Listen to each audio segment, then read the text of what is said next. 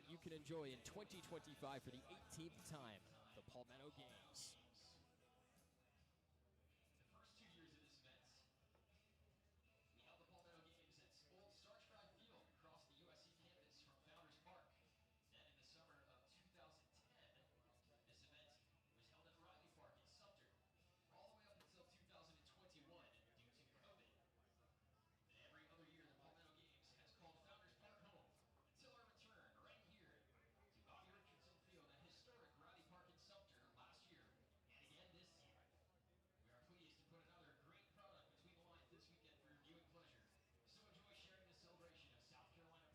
pleasure. So enjoy sharing the celebration of South Carolina Prep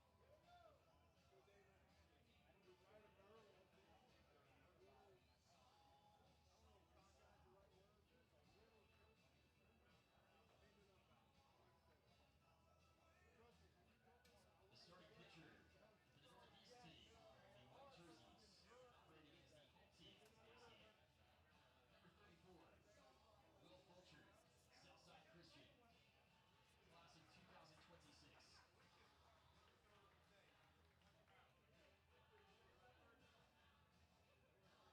the plate for the Northeast squad, J.E. Moore, Phoenix Springs High School, 2026.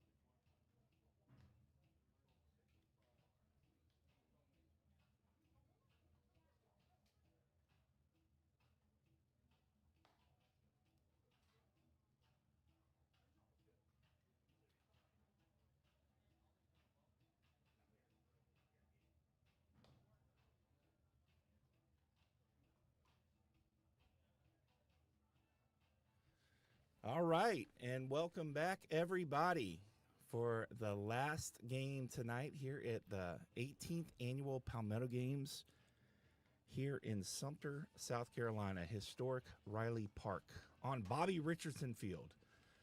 Team White from the Northeast, coached by Jesse Dyer, Spartanburg High coach, will be taking on the blue team from the Northwest, coached by John Bolton, the head coach at J.L. Mann. And we are just about to get kicked off here. On the mound for Team White will be Will Fulcher. He is a right-handed pitcher from Southside Christian. And to lead things off for Team Blue will be left-handed hitter Carter Kelly, a 2027 shortstop from Fountain Inn High School. This is Trey Dyson. I've been joined with Coach Banks Faulkner here for the first two games. He should be making an appearance soon. And in the second inning, we are going to be joined by Lander head coach Jason Burke. So please stay tuned for that.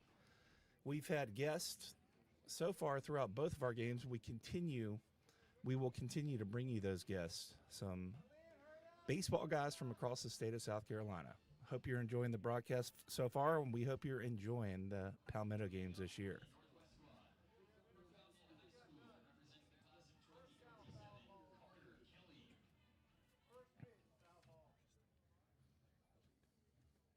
Here comes the first pitch, and Game 3 is underway. The last game here in Game 1 today, or Day 1 here today of the Palmetto Games. First pitch taken for a ball. This one poured in there for a strike.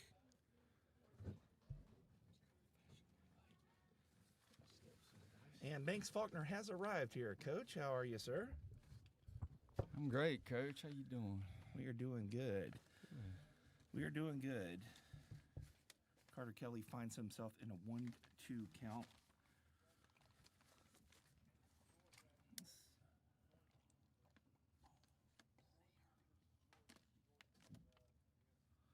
Lots of committed players here in Game 3 today. Carter Kelly is not committed anywhere, neither is the pitcher on the mound, Will Fulcher. This one scaring some of his teammates over there in the dugout.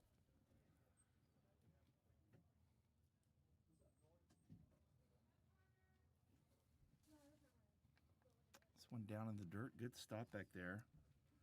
Trey, looks like our radar gun is still on snooze mode out Out there of in commission left there. field.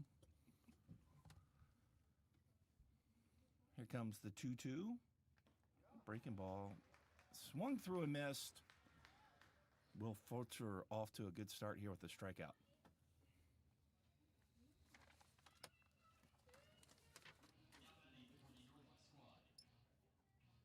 And up next for the blue team will be Pfeiffer Glenn out of TL Hanna High School, 2027 shortstop.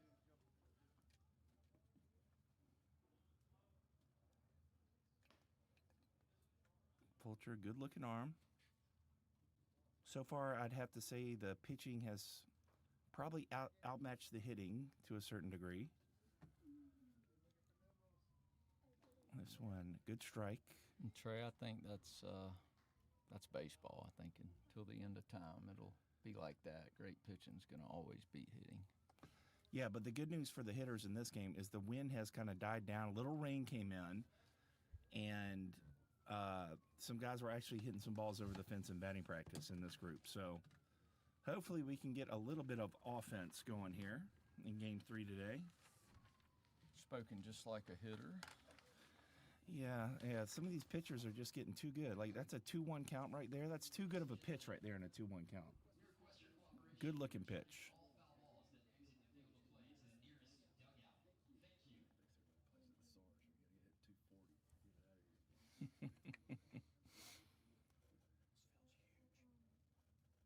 Yeah, the dimensions on this field are pretty big. And Fulcher, 2 up, 2 down, both via the strikeout.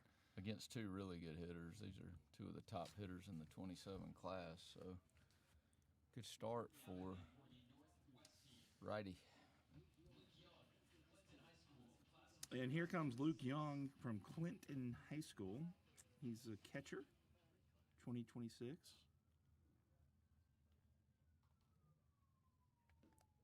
Slider there, taken down for a ball.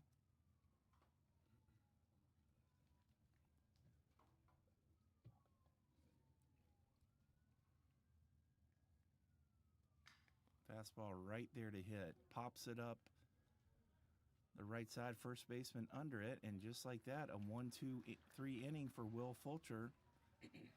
And Northwest, the blue team, goes down in order. So after a half an inning here, we are scoreless. We'll be back shortly.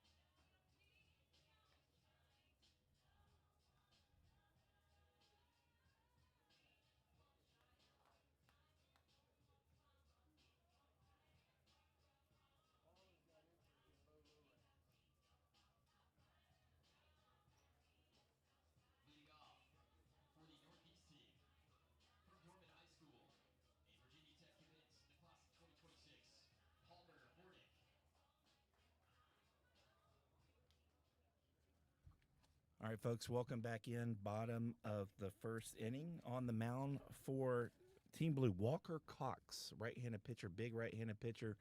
South Carolina commit in the box for Team White. The visitors are the home team, Palmer Hornick, left-handed batter. And we are now joined by Landers head coach Jason Burke as Hornick wears one. I thought he got hit by the pitch. Coach Burke, welcome.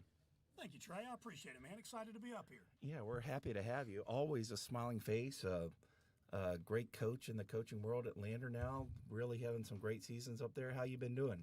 Doing well. Just excited to see some more baseball. And I don't know how many people can say this, but I told my assistant earlier I've been to every single Palmetto games that's ever been played. Just shows I'm old.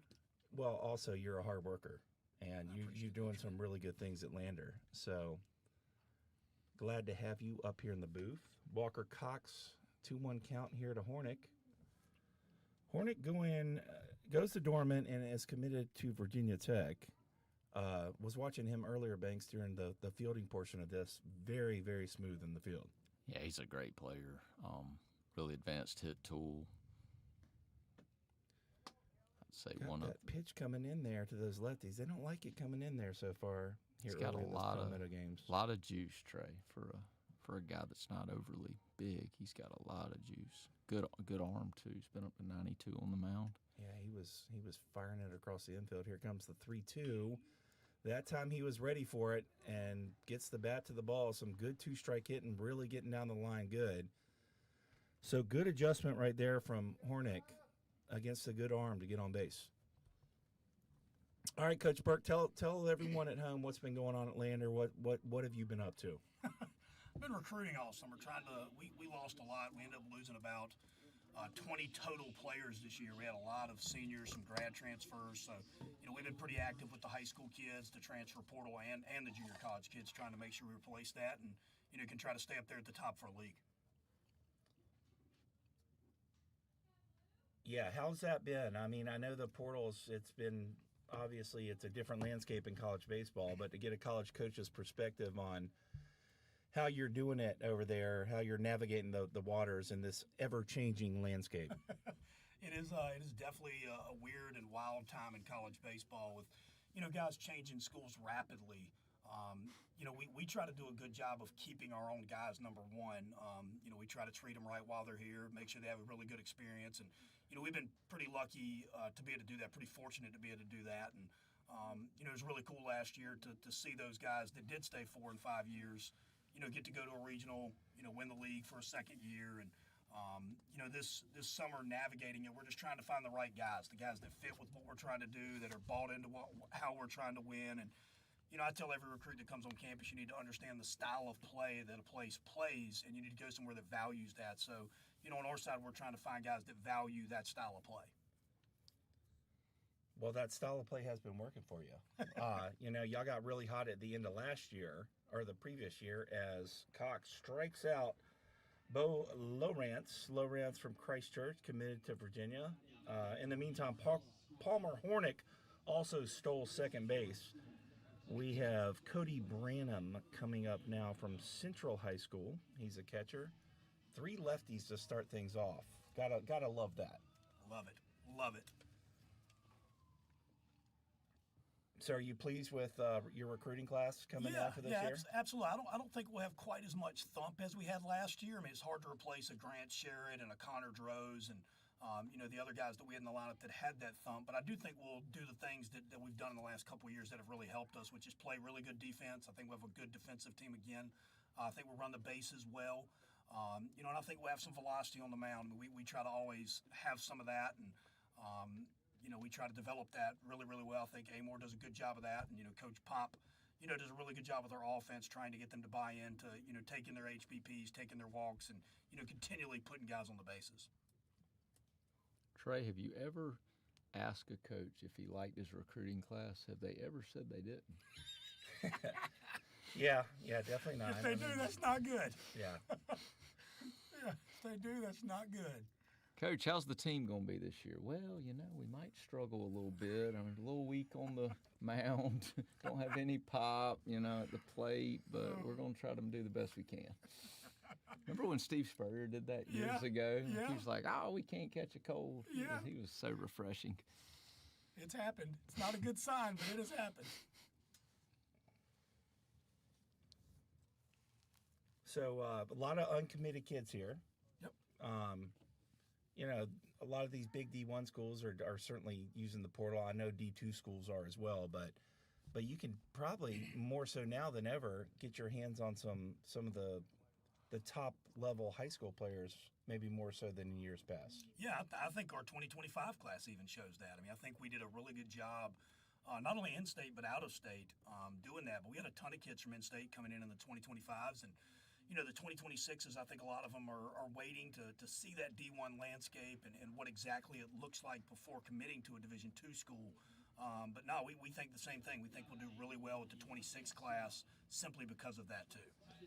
And what are your, as Walker Cox strikes out Cody Branham on a nasty off-speed pitch, Cox, 3 lefties to start the game, probably something he's not used to seeing, but does a good job on the previous 2 lefties, striking both of them out. Here comes Titus Hutchins from Boiling Springs. But, so what are your thoughts overall on, you know, a lot of these kids, especially some of the better high school players, with the D1 transfer portal and a lot of kids going to school, different schools, like, it's got to be hard when you develop a player and have them want to go somewhere else. How do you combat that, Coach? I mean, I don't know that you can combat that. You know, I'm a real big team guy. I mean, we try to preach that, you know, like offensively, it's 9 of us versus 1 pitcher. You know, we try to create that team atmosphere and make it a place, again, that they don't want to leave. But I don't know that you can necessarily combat that the entire way. You know, if a kid is getting interest from bigger schools and they have NIL money and stuff like that, I mean, I think, you know, at some point in time, you've got to say, hey, you know, I need to, you know, this kid came here to play for me. He did a good job for me, and I'm gonna do the best interest for him. I'm gonna help him in this situation. And we've had that happen. I'm not acting like everybody stayed at Lander the entirety of their career. We've had that happen, and you know, once I know that they're doing that, you know, to me, it's my job to help them. It's my job to put them in another situation where they're around quality people and they're going to be in an environment that they want to be in. Yeah, I saw you doing that, or I saw some post on your second baseman or shortstop. Yep. I think he's going somewhere else, and I saw you pumping him up on social media earlier. His name's Tachi Nakau, and he had 1 year of D1 only eligibility left. And, you know, the kid's going to get to play in the ACC. You know, and the kid went to a D2 JUCO in Iowa, went to the College World Series with them, came to us, won 2 Peach Belt championships, and was our leadoff man, and just an on-base machine and a great human being. So, I mean, you're talking a kid from New Zealand to a D2 JUCO to a D2 in South Carolina going to play at Cal, which is really, really cool. Folks, we are joined with Jason Burke, head coach at Lander University. So tell us about Division II baseball just as a whole right now. Kind of what spot is it in the Southeast region? You're talking to 3 guys, myself, Coach Faulkner, yourself, have all been a part of it. Some pretty good baseball. Yeah, I mean, I think not enough people watch it. You know, they see the Clemsons, the Coastals, the South Carolinas, College of Charlestons, you know, and even maybe, you know, a Walford or whoever, and they don't go watch the D2 ball. But to me, it's insanely good and insanely deep. You know, this region that we all 3 coached in, I mean, you're talking at any point in time, you know, there's 12 to 13 to 14 teams that could be in the top 25 in the country. You know, and shoot, even our regional this past year, you had the number 4, 11, 12, and 15 team in the country in our regional. You'd never see that at the Division I level. So it's, you know, it's very good baseball. I think people need to get out and watch it to understand it and respect it. Yeah, and especially, you know, if you're a young kid with big D1 dreams, of course, that's a great dream to have. But most important thing you can do as a young player, you know, in my opinion, and I'm sure you would agree, would be go to a place where you can get on the field. Yeah, I mean, you know, you got to get innings. You got to get ABs. You know, we had 2 guys get drafted this year, and North Greenville had a guy get drafted this year, and those guys got innings. You know, maybe if they would have went to a bigger school, I'm not saying it would have happened, but maybe they wouldn't have gotten those innings and developed into who they are. And, you know, getting ABs, getting innings, you know, those things really, really matter. You know, and getting on the field at a young age, to me, is a great way to develop your game. As Will Fulcher begins his second inning of work with a strikeout to Griffin Goins. Goins, a 2028 third baseman from Greenville High School. And that's going to bring up Ty Simpson. Let me tell you something. This guy was destroying balls in batting practice. Yeah, a lot of pop. He's this is a kid, I think, that hit double-digit home runs in high school this year. I think hit 5 or 6 this summer. So he's a better athlete than maybe people would think. He's a 7-flat runner, so a lot of tools. Yeah, I was going to say I was watching him over there at third base as well, and I was expecting to see some deficiencies. And although he wasn't maybe the second coming of Matt Chapman, he was feeling the ball, moving his feet, making some athletic plays. So certainly agree. Facing a tough challenge here, and late on that fastball from Fulcher. Coach Burke, maybe real quick, if you could explain. I'm curious myself, where people could understand it. When you said that your transfer had 1 year of Division I eligibility, I know there was a pitcher at Clemson, B.J. Bailey, who was out of Division I eligibility and went to Tampa, and where he had. Can you maybe explain I know. that? What's just going in on? layman's terms? If there's one person who would be able to explain it, I do think it would be you. All right. So 2 years ago, I say that for this past season, the 2025 year, we had a bunch of guys who were out of D1 eligibility. They had exhausted that portion of it, but the NCAA gave them a JUCO year back, 2021, that they did not give back to 4-year schools. So D2 only played a 40-game schedule, not a 50, so they did not count that as a season for those guys who did not play that. So meaning Grant Sherrod, Evan Wickery, Garrett Chun, Jagger Jeffries, Dominic Pachetti, all those guys had 1 year at D2 and below, because at D2 and below they did not play the full season in 2021. D1 did. This year with the D1 only eligibility, it is the junior college kid that went JUCO, 4-year. Those guys got 1 more year of D1 only eligibility. I cannot really explain why that is, just being very honest with you, but they all got it. So if you played JUCO ball, let me go backwards. If you played D2 ball or D1 in 25 and 24 and played JUCO in 23 and 22, you have 1 year of D1 only eligibility. And folks, if you can understand that, you're a lot smarter than me. Yeah, I mean, you would think that if they had D1 eligibility, they should also have D2 eligibility. I right? really wish they did, because I'd have a lot of really good players back.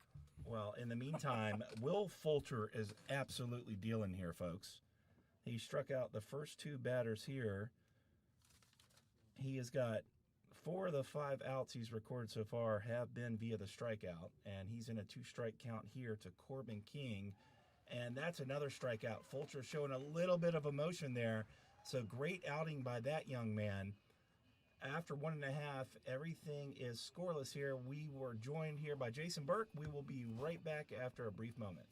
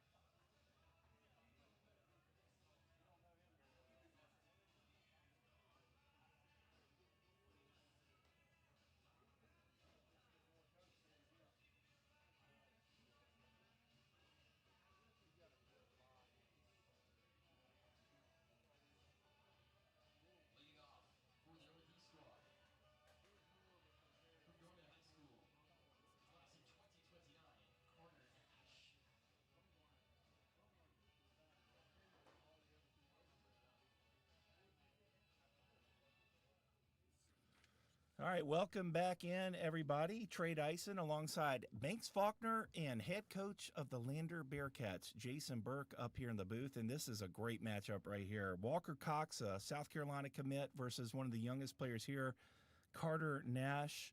And the box, Carter Nash, a young player, made some social media almost famous.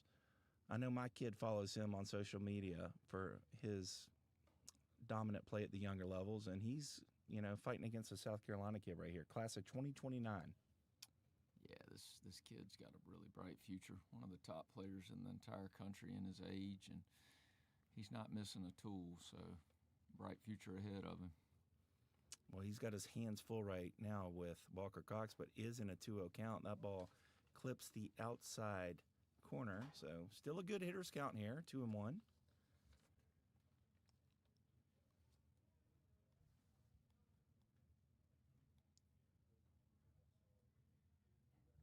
And here comes the 2-1. Looks like he went with the slider. A lot of respect right there. It's a lot of respect, and it's a heck of a take. So here comes the 3-1. You got to be thinking he's going to be looking for a fastball here. And if you're Cox, you just got to challenge him right here.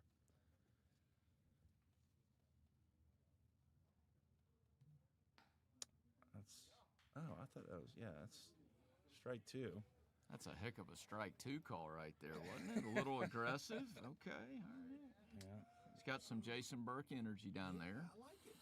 Yeah, Jason Burke energy. Jason Burke, head coach of Lander, up here with us, just talking about how coaching third base really made a big impact for you and your team. Yeah, I think they fed off the energy, and like Banks said, I'm never short on that. And so Nash is going to draw a walk. And so when did the change occur? You were mainly in the dugout. Yeah, so I stayed in the dugout my first 6 years at Lander. Didn't coach third base one time to my knowledge. And then I came out of it in my 7th year. We had an assistant coach that would go on the road recruiting a lot who coached third base. He was a very good recruiter. So anyway, I coached it when he was gone, and the players loved it. So I ended up staying out there. And, again, I just think our players feed off the energy and love the aggressive style on the bases. This is States Far, a left-handed hitter, really good-looking player. Dorman High School. I believe he is transferred to Dorman High School. I think Dorman's going to be pretty good, Trey. Yeah, you got to think Dorman's going to be pretty good.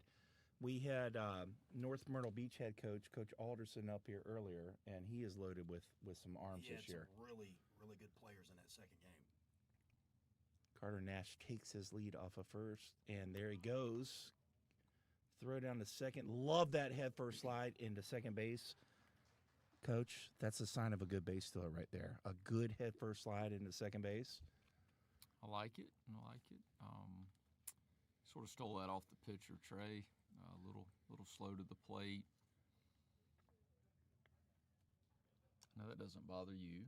No, I like to see that. I like to see guys in their slide into second base, especially for base stealers. Really, I fell in love with this idea from coaching one of our former players at North Greenville, a guy that I know you're familiar with, Coach Burke, and that's Mark Kloop. Was an outstanding, and I know you know a thing or two about base stealing. He's pretty good. But Mark Kloop had the best slide. He was a great runner, but he had such a great slide. 6'4", 6'4" in height, and probably about a 6'5" runner. But he gained so much ground when he slid into second base. Yeah, he was a heck of a player. You know, I do love running the bases. He's in the Japan big leagues right now. I saw that. That's really cool. First guy from Czech ever to play in it, right? I believe so. I think I saw that too. I believe so. Yeah, so talk about your base stealing. I know you come from a background at Wofford where I guess maybe you learned a lot about stealing bases, or was that always your style? No, I learned a lot there. Todd Interdonato was the head coach there when I was the recruiting coordinator and pitching coach. He's now at Boston College as the head coach, but man, he is a base running genius. And we brought that with us to Lander. Then we abandoned it for a few years, went to being more of a doubles home run type team. And when I went back to third base, we went back to that base running system. So, a very calculated system, a lot of math involved in it. I use a red light, green light system a lot of times instead of an actual steal sign so they don't get bad jumps and feel like they have to go. And I just communicate with my base runners a lot, and I trust my first base coach a lot. He understands the system, and is constantly in their ear telling them, hey, you're in a good spot to take this from this distance lead. You're not if you can't get to this distance. We're pretty calculated with it, throughout the season, but we will be very, very aggressive, especially first to third, first to home, second to home, tags. We're very aggressive on all of that stuff. Very good. Yeah, constantly putting pressure on the opponent as this one gets away and Carter Nash moves to third base. One of the reasons why I like stealing so much, it's not necessarily to get the extra 90 feet, but it's to create pressure. Yeah, and pitchers come into our park, and we've stolen over 100 bases 3 of the last 4 years, and they come in there and they're worried about it. They're thinking about that more than their game plan to get the hitter out, and that's what I like about it is that aspect. And we get hit a lot too. We've been hit over 100 times the last 2 years, and part of that is our base running system. We want to be able to run, so if we get to first, then obviously we feel like we can get to second or third. Another part of that is once a pitching coach calls pitches and hits a guy, usually most of the pitches are thrown away after that. Right. So we feel like our hitters go to the plate and know that they're going to get pitched away a lot because we take those HBPs. Yeah, I mean, you're just dropping some gems up here. Now, I will say, I know that the hit by pitch is a big part of the game today. I got to say I'm kind of against it just as a baseball guy in general because I relate everything back to what Abner Doubleday envisioned. Yeah. And I don't think he envisioned that as part of being a strategy to baseball, but it is prevalent and growing by the year in college baseball. It is, and I think if you look at the best teams in D1 or D2, you're going to see a lot of hit by pitches. And again, I don't think it's necessarily for the base at first. I think it changes the game on how the pitching coach and pitcher pitch. So I constantly tell my guys all the time, like, I'm not this monster at third base hoping you get hit. Right. But we're not going to move out of the way. And the reason we're not going to move out of the way is I want the next guy in the lineup to have success because he knows he's going to get pitched away after it. Yeah, that's good stuff. And Cox here working with some runners on base. Farr looks like a good runner over there at first. So here we go, creating pressure here against the South Carolina commit at these Palmetto games. And you can see it's taking a little bit of a toll on Cox. And I'm sure he's probably not very happy about it being an all-star game. You don't want to worry about, the base running so much. You want to feature your stuff in your arm. But part of the game is holding runners, how you pitch with runners on base. It is. And for colleges evaluating it, people think you want to see these clean 1, 2, 3 innings. A lot of times you want to see stuff like this. Can they hold runners? Can they make pitches with a guy in running and scoring position? Those things matter. How do they handle failure? If you give up a home run, how do you come back from that? I mean, I think those things matter just as much as the clean inning. And recruiting works so fast nowadays that you may not be able to see someone struggle and have to recover from it. Whereas, back when I was doing this even 10, 12 years ago, you could watch someone struggle through some things and see how they deal with that adversity. Yep, great points. Up now for the white team, J.D. Moore. He's got a chance to put his team up. Got a good pitch to hit right there, and just behind it, fouls it back. So 1-2 count. And Cox probably a little bit more comfortable now, working out of the windup with runners on second and third.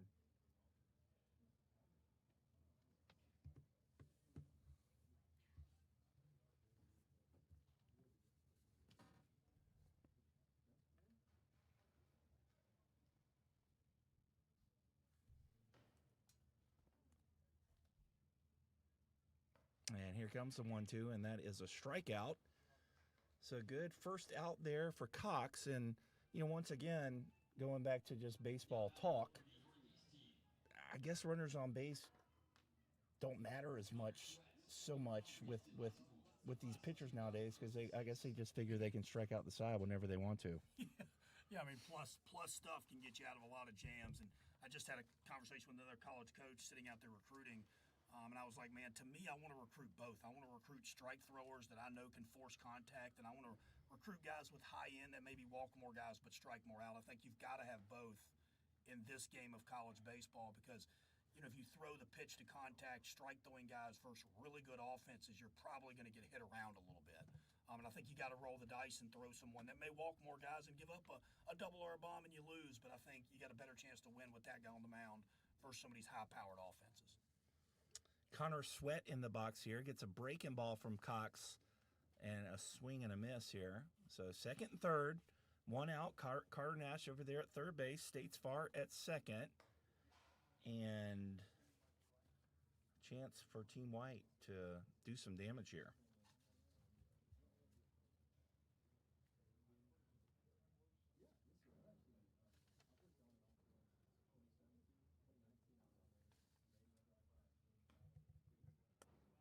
Good looking pitch right there. Maybe a generous strike call. Very tough pitch to hit. So Cox has a chance once again to get another strikeout here with the runner on third and less than 2 outs.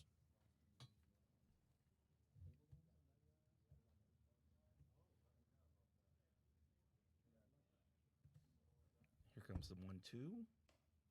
Fastball up and away, evens it up. So what are you going here, Coach Burke? You're calling pitches with Walker Cox. From what you've seen so far, what would you call right here? 2-2 with a base open. I'm going to breaking ball. And I'm probably doubling up on the breaking ball, to be honest with you, with the base open. I mean, I don't know this kid at the plate very well, but he looks like he could have some pretty good juice. So I'm probably making sure if he's going to beat me, he's going to beat me on a slider. All right, well, here we go. Here comes the 2-2. It is a slider. It's driven back up the box. He beat me on a slider For a big 2-strike hit, and here comes Farr all the way around from second base. So the base runners do come back to hurt Cox a little bit there. Big 2-out or 2-strike, 2 RBI single from Connor Sweat. You know, I was just about to say if we had more time. On the 0-0 count, Sweat took actually a pretty decent swing on an 0-0 slider. So that would have been in the back of my mind. Yeah. Most kids, when they see that spin, most of the time they don't swing at it. Yeah. So when I see a kid taking at least a swing on it in his Makes weight, you think he sees it. it makes me see that he kind of sees the ball a little bit. Yeah. But I'm not second guessing or whatever. I'm just pointing it out. That's going to bring up Charlie McCrory. He's got a chance to drive in another run here for Team White as Walker Cox tries to navigate the waters here very late on a fastball and an 0-0 count. This is where Trey, again, we talked about the base running. The stolen base by States, it cost him a run there. Yep. He would have been on first base had he not stolen second. So that would have been a one run, or it may have been a double play, actually. They'd have been a double play depth, and they were not because there was no double play to be made. There's a good-looking pitch. So That was the slider. that was the slider, and then that would tell you, most likely, maybe he's not seeing it too well. Yes. So certainly, I have a running joke, Trey. If they swing and miss, you throw it again. yeah. Now the best guys will set you up. Yeah, they will. They will.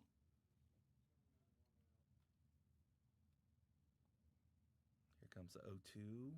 It's a fastball. Hit out there to the shortstop, gobbles it up, throws it across. So 2 down here for Cox.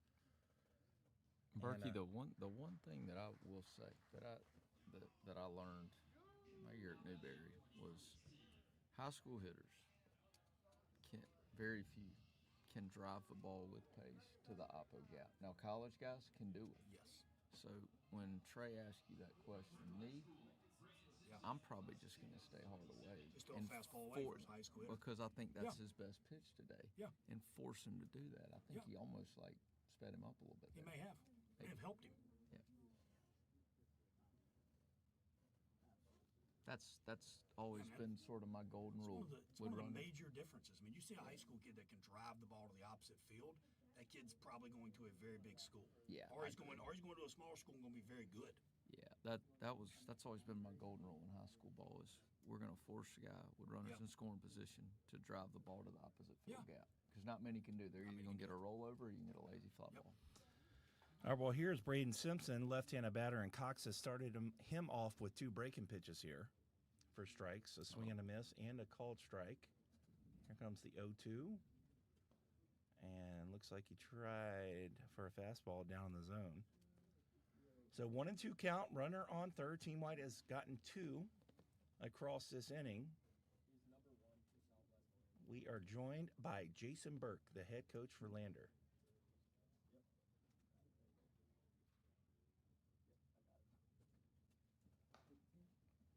And there's a punch out there to retire Simpson and retire the side, but not before Team White gets 2 across thanks to a 2 RBI single from Connor Sweat. Team White leads this one 2-0 as we are through 2. Coach Burke, thank you for joining us. Any parting words? I don't know that I have any. Play hard. Play Get hard. on base as much as you can, and don't make errors. And go Lander. And go Bearcats. Go Lander. Jason Burke, one of the best, guys. We will be back here shortly. I've got it too.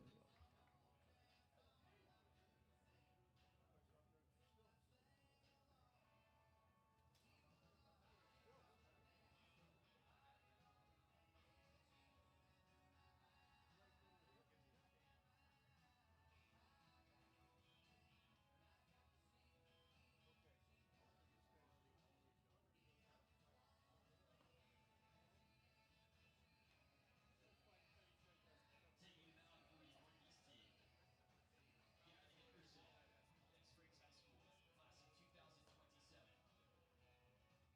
Gavin Henderson, Lake Springs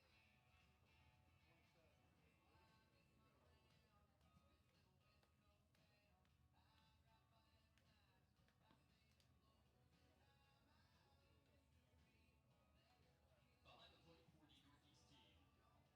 Cody Branham, Central High School, class of 2027.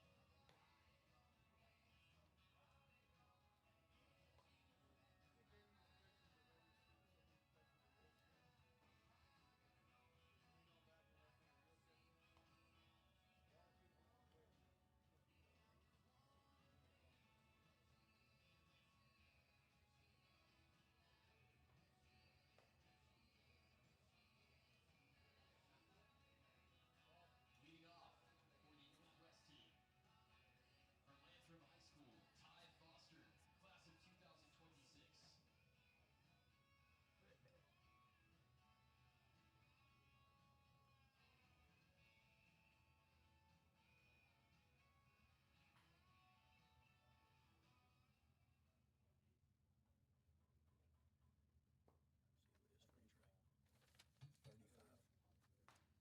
Gavin Henderson, 2027. Yeah, big arm from Bowling Springs. 6'6", he's huge. All right, Gavin Henderson. I think our gun All right, has whenever come you're back. ready, Brock. I think our gun has come back to life. See you, dude. Appreciate it, fellas. Let me leave the chair here. And we're back, folks. Gavin Henderson takes over for Team White. Big arm, Banks. Tell us about him. Yeah, he's a kid that's got a bright future. I think he's going to throw really hard down the road. See if that 91. So I haven't seen him above 88. So big velocity jump. I think like a lot of these guys that are tall like him, sometimes it takes a little while to get everything to sync up. So you're gonna have a little inconsistency, but I think this guy down the road is definitely a big arm to follow.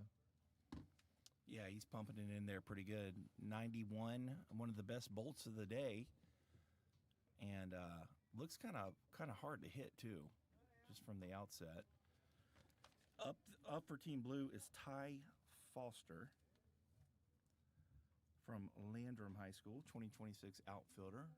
Full count here, and he's going to get on via the walk. And we are joined now, Coach Jack Jolly. Coach, how are you, sir? That's great. Good to be here. Glad the rain has held off. And you got some studs here at the ballpark this year. You excited about your team this year? Yeah, we are. We got 3 here that obviously we're real happy to have, and a couple others that could have been here but just didn't work out. One was sickness and one playing in another game. So, yeah, we're excited about the guys that we got returning. Hopefully we can find a way to conquer that Lexington crowd. Now, did y'all square off last year The last 2 years, Coach, right? in the playoffs? Yeah.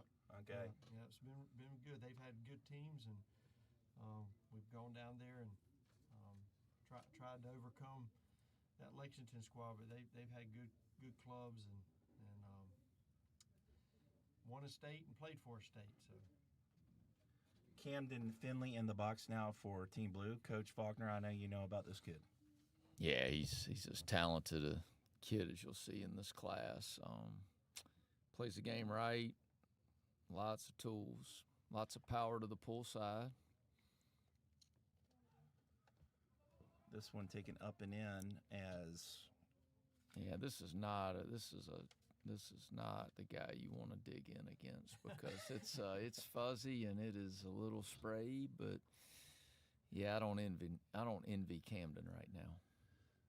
Coach Jolly, what year is this for you in high school coaching? So I'm starting year 39. 39. Wow.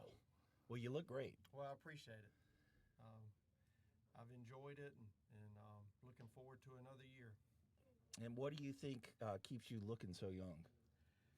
Man, A lot of wins and a lot of good players. Just try to eat right most of the time and exercise, and got a real supportive wife at home that makes life enjoyable and easy to be, a coach. As Camden Finley takes a big hack right there, coming up empty. 3-2 count. Whatever he threw you 3-1, you got to expect that same pitch to be coming here if I'm the hitter. And the inside move is thrown away. We might have some action here at third base. Nope, too good of a runner. Good job. That one's thrown into the dugout. Yeah, just an unnecessary throw there. Oh, come on. You got to show off the arm at the showcase event, yeah? He showed it off, and it cost him a run. He showed it off and threw it in the dugout. Coach Jolly, tell us about some of the prospects you have on your team here that are playing in this game. Well, Palmer Hornick is going to be a 4-year starter for our team, and has just been a staple of our program.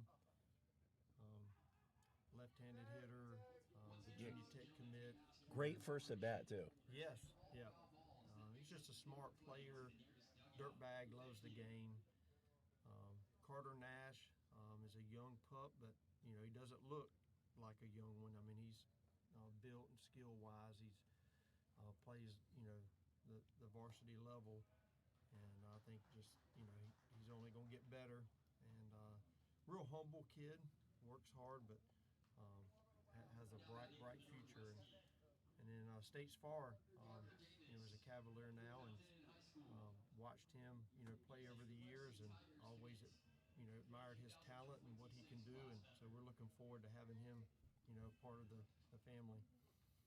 Yeah, and all three have really already made an impact in this game. I was very impressed with Carter Nash, especially going up against that caliber of pitcher at his age, but drawing the walk, but what impressed me the most was watching him steal second base. Yeah, and he ran for us last year, and he's a really good base runner, but I think the thing he does the best right now, and especially as a young player, is he reads pitchers really well and gets great jumps. And that's hard to teach. And so, we're going to hopefully capitalize on that, especially, States can run too. Palmer's improved his 60 times, so hopefully that's something we can do a little more of in our program this year. As Parker Davis wears one in the back right there, but he gets on first base, and that's going to bring up Toby Lowe, a catcher.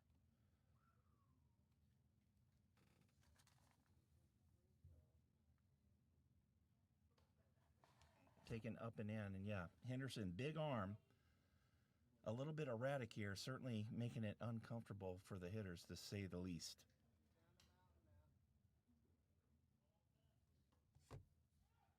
There goes a runner. Good swing right there from Lowe. Got a fastball he could handle, just missed it.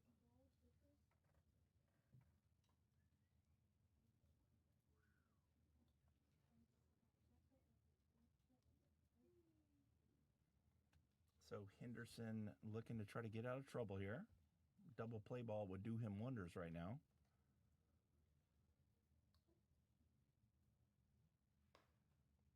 That one misses out of the zone. Joined by Coach Jack Jolly from Dorman High School.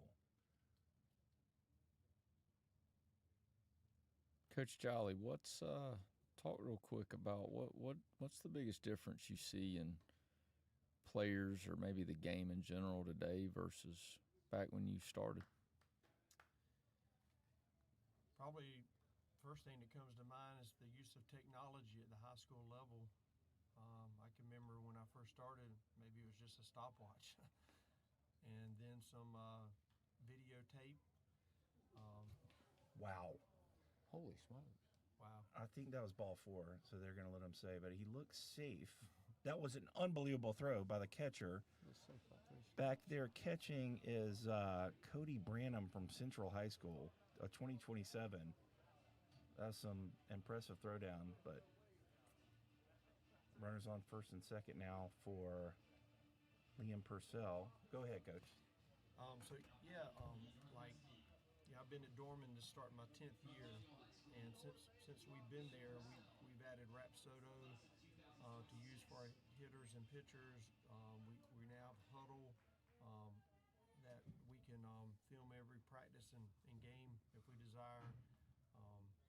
So those type things.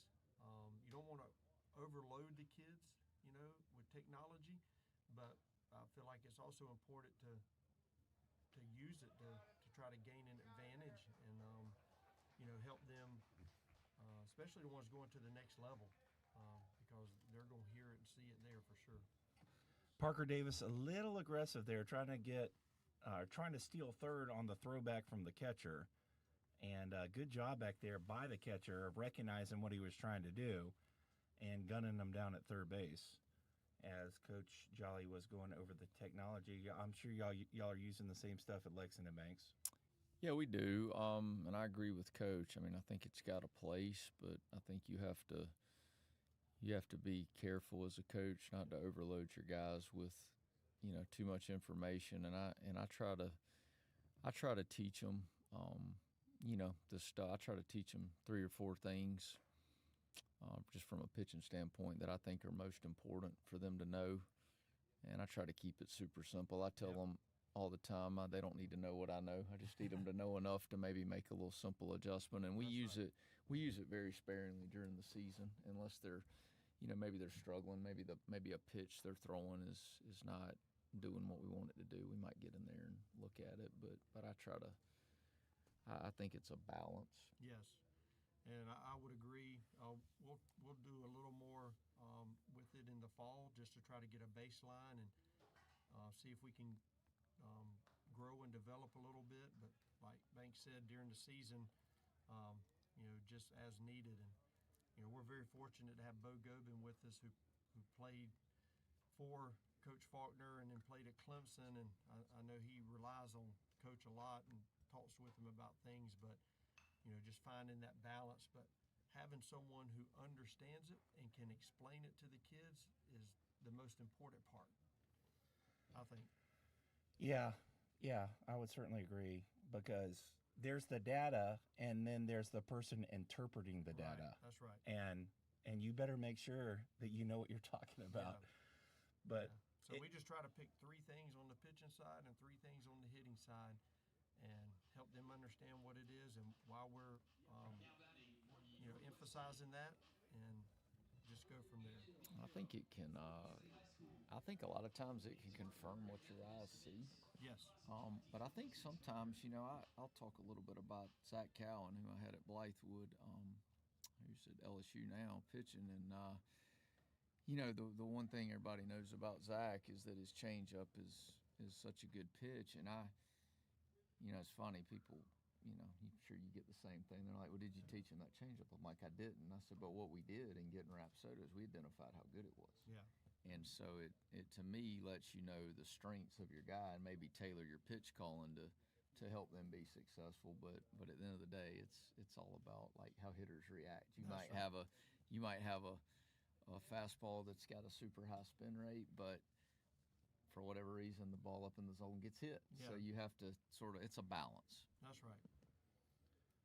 this is Aiden Biko from Easley High School, going to Spartanburg Methodist, gets one to hit right there, but fouls it off. Gavin Henderson, big arm, little erratic, Banks.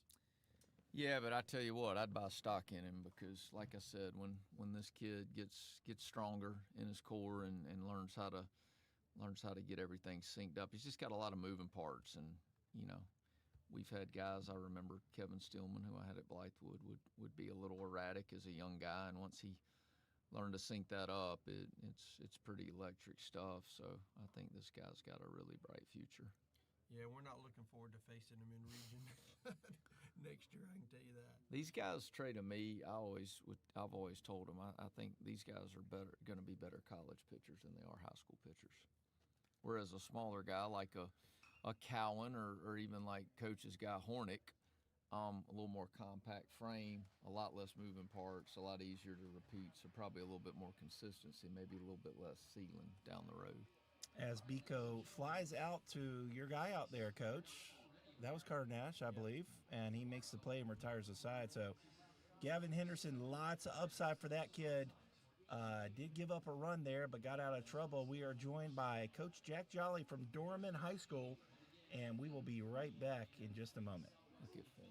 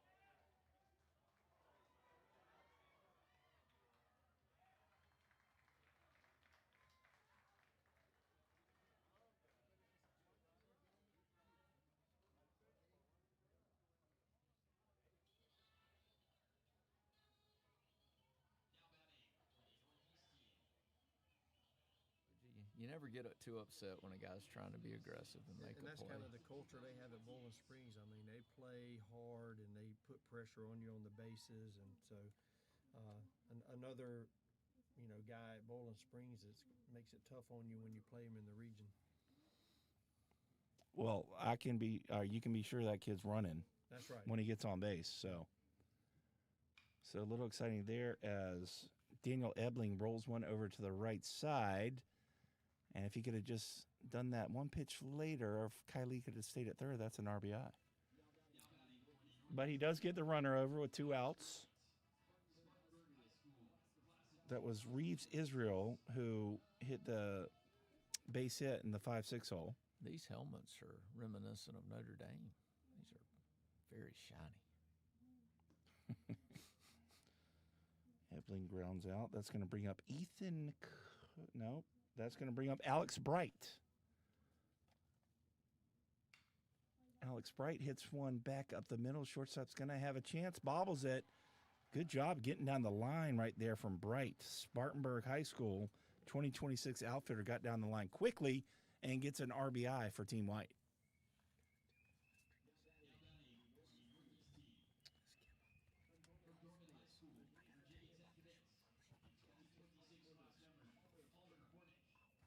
And back to the top of the order. One of Coach Jolly's players, Palmer Hornick, has a chance here against Henderson. All right, Coach, take it away here. Your guy's up. What are we looking for? What does Hornick bring to the table offensively? Well, he's led off for us for 3 years, and he just has an incredible eye. I mean, he hunts certain pitches, and he'll be leading off the next inning. Yeah, 2 outs on the bases that inning. Probably not what Gavin Henderson was hoping for, but that's baseball. And Team White runs itself out of the inning. Team White very aggressive here early, and they do have the lead 3-1 as we head to the 4th inning. We'll be right back. I'll tell you.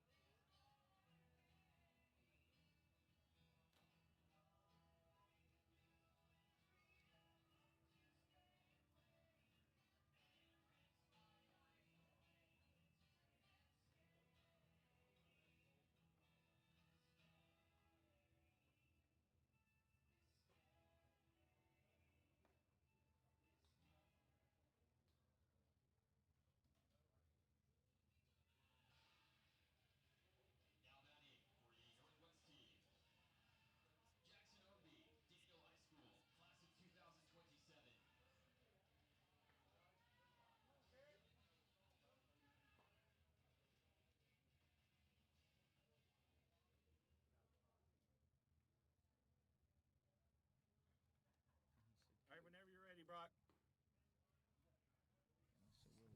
And welcome back, everyone. Garrett Shipman takes over for Team White, left-handed pitcher from Hillcrest High School. Can you at least go out there and ask your partner if he saw anything there? Jackson Ownby up for Team Blue here. We are joined by Jack Jolly, head coach, Coach Jolly, Dorman High School.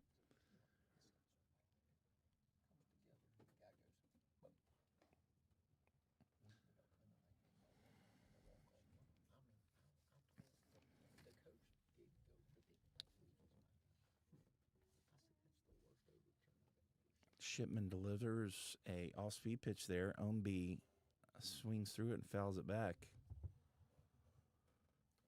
Yeah, Jackson's 2027 first baseman, right-handed pitcher. I think he's got a really big upside on the mound. A little bit raw, trying to figure some things out, but really good defensive first baseman. Yeah, in pregame, when the kids were hitting BP, he was out there. He got smoked by a ball in his leg. Didn't even phase him. Ooh, yeah, he's tough. He's a good player.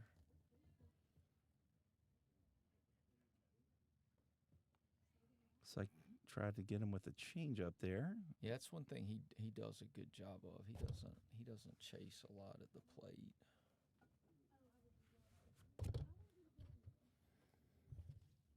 What's for dinner, Coach Dyson? I'm getting a little hungry. I'm just trying to keep up with all these kids and their names and their positions. I know I've probably made so many parents mad at home if they've turned into the broadcast. And, folks, I do apologize. Good-looking pitch right there for Garrett Shipman to retire Jackson Ownby. And that's going to bring up Grayson Austin from Wren High School. 2026 shortstop. But, I mean, you can never go wrong with pizza.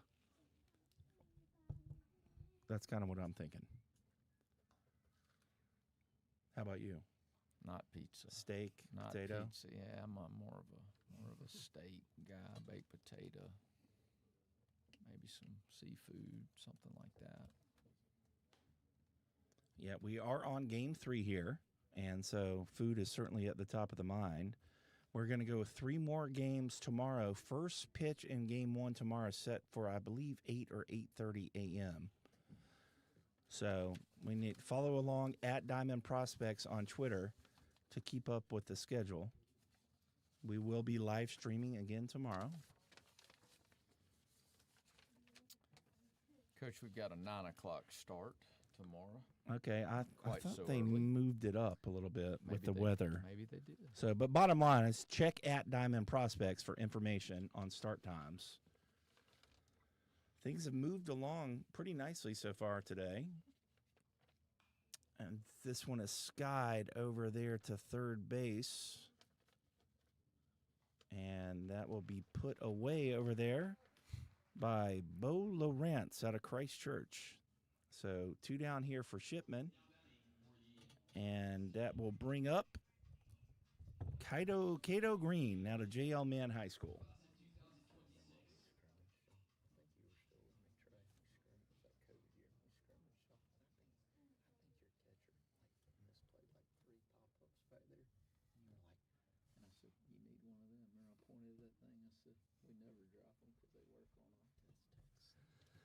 Coach Faulkner telling some stories up here. Fungo man. Yeah. Talking about catcher pop-ups. That's one of the things that's changed too. Is when I first got in it was a jugs machine, and that's about it.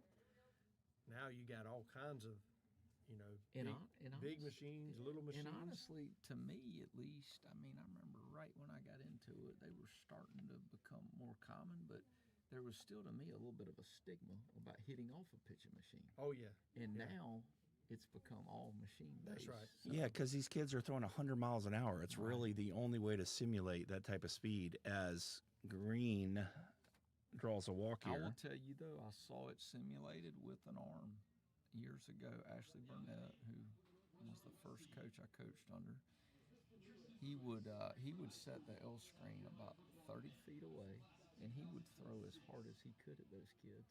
And I tell you what, we never got beat by a fastball. Right. There was probably like 100 coming in there. Well, Yeah. we got a junior hack in 2018, and we put it about 45 feet and cranked it up. And I'm convinced that one of the reasons we won the state championship is because we didn't get beat by fastballs, being able to hit off that machine every day. I'll tell you a funny story. So back in 2016, you were still at Carolina Forest, Yeah. but I actually took my Somerville team to Dorman to play them, and we misplayed 2 or 3 balls, those elevator shaft balls on the infield. Yeah. And I got back on the bus, and I said, I called Matt Campbell, who was my BSN rep, old Gamecock guy, and I said, order me an ATEC machine. I'm tired of dropping infield fly balls. Yep. And we ordered. I said, I'll figure out how to pay for it later, but we got to do this. And so, and we never dropped another one. So Right. definitely, they definitely bring a lot of value. Sorry. Up at the plate now for Team Blue, Tristan Lewis, big-time athlete. I believe he is committed to South Carolina for football. They can simulate breaking balls much better than ever. I mean, just a lot of advantages from having those machines. And again, that's something that's changed in the last 10 or so years, having access to those things for pop-up communication, hitting the fastball, hitting the breaking ball. Just a lot of people doing ground balls with them now. Absolutely, yeah. So good job there from Shipman. He is able to retire Lewis on the strikeout. We are joined with Jack Jolly talking about pitching machines and how our people are using them for really hitting and fielding nowadays. Now, are you guys a big hack kind of guy or a mini hack for hitting? We used a big hack very seldom, but we have used it. So I would say probably 90% of the time we're with the junior. Yeah, that big hack can create some problems. You know, I would tell you it wasn't until I got back over there with Hux that I really sort of figured this out with him. But we use ATEX, and the good thing about those, the problem to me with not a problem, I've done the same thing you do, but the problem with the junior hack is you have to shorten it up to simulate the velocity. So you're losing that ball flight. So to me, you're losing a little bit of the reality of what it is going to be. You don't see it as long. So the ATEC has got the power of the big hack, but it's a lot quieter and it's a lot easier to set up. That big hack is a bear. It is a bear to get set up. If we think someone's going to have high spin rate and the ball's going to stay up in the zone or is a tight slider, that's when we get the big hack out and say, we simulate it. And it beats them down. It does. I remember it beats them down. I remember we got we got that big hack at Blythewood, I think at 21, and I had a pretty good team. I remember Ty Dooley and all those guys. We put that thing up there, and Coach, I bet that thing 200. I bet they might have touched 5 balls. That's they kept saying, "Coach, the thing's rising, the thing's rising." I'm like, maybe y'all just ain't no good. And I remember I called Hux on the way home. He said, "Banks, you gotta get some tall legs on there. That thing's gonna like." Yeah. And I said, "Well, dang, I'm glad I talked to you because I thought we sucked." They were so frustrated. Like, we can't hit it. Yeah. It's rising. It's rising. All right, Tristan Lewis, we just ended last inning with a strikeout, but I was talking with Corey Welch about him earlier before the game. He is a football commit to South Carolina, and Corey was talking about how big of an arm he has, so he's going to get a chance to showcase that right here off the mound as he takes the ball here in the bottom of the 4th for Team Blue.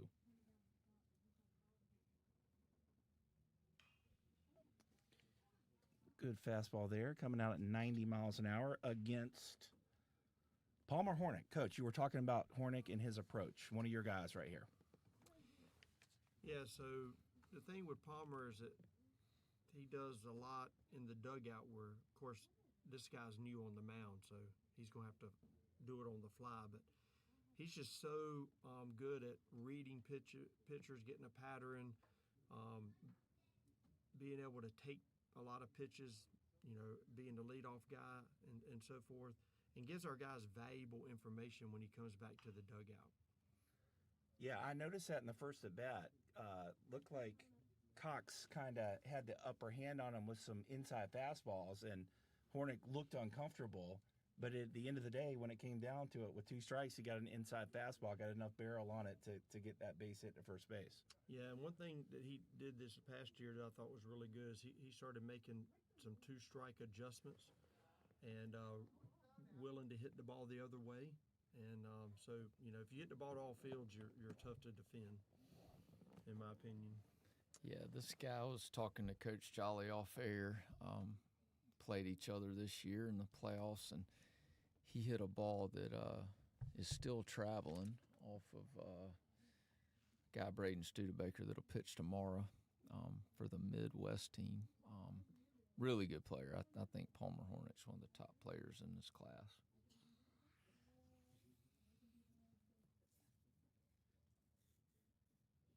Oh, here comes the 2-strike pitch right here. Good little all-speed pitch, and I guess he did swing and miss at it, but he still finds his way on base. That looked like a foul ball initially, but good stuff right there from Lewis. 2 strikeout Hornick, but unable to catch it back there, and so we'll get a chance to see him run the bases. You know, this guy on the mound says committed to play football, and I think, you know, we're talking about what is some things that have changed. We don't have as many guys who play football that play baseball as we used to, and I'd like to see more guys playing multiple sports. I just think they can learn things from playing other sports that they can't learn playing baseball year-round. Yeah, that's kind of a hot topic for debate right now because, you know, you got the one crowd that says the earlier you specialize, the greater chance you have, which you can certainly see their points, especially with how competitive things are. But then you got the other crowd, which it sounds like you're a part of, that you want them to continue to play multiple sports. Well, there's still time for them to get their work in and their time in. You know, I was talking to a young player the other day, and he was trying to decide if he's going to continue to play football. And the big thing that they're scared of is they're going to get behind. They're going to get left behind, you know? Yep. And so they're battling that when they see all these other guys playing so much. You know, so it's just definitely a... Oh, wow. Hornet gets picked off. I'll tell you what, Tristan Lewis was relentless with that pickoff move. And I think the umpire's ready to get some dinner too, Coach. I think it was safe. I mean, he did kind of have a false move to second, but was quick enough. It did appear like he got back safely from up here, but that's a pretty good pickoff move as well from Lewis. Yeah, he's got quick feet, and that probably comes from playing football. Yeah, well, there you go. There's a point in your column right there, Coach. Yeah. And Carter Nash plays football, and you know, I can see him playing all 4 years, hopefully. And you know, I just think there's things they can get mentally in the game of football that you can't do baseball-wise. So I can see both sides. You know, people say, well, why are you out there, you know, doing everything in the fall? And I said, well, if they don't play football, then we got to take advantage of it. Yep. You know, and I guess we kind of worry about getting left behind too, or you know, people getting ahead of us, and or if we don't perform well in the spring, like, well, you could have done more in the fall. So it's just a double-edged sword. Here comes Cody Branham as Lowrance draws a walk, and Cody Branham comes up, struck out his first time up, Central High School.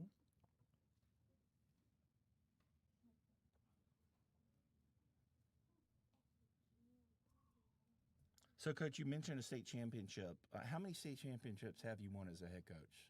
One. Played in one before I left Sherrall to go open up the school at Carolina Forest.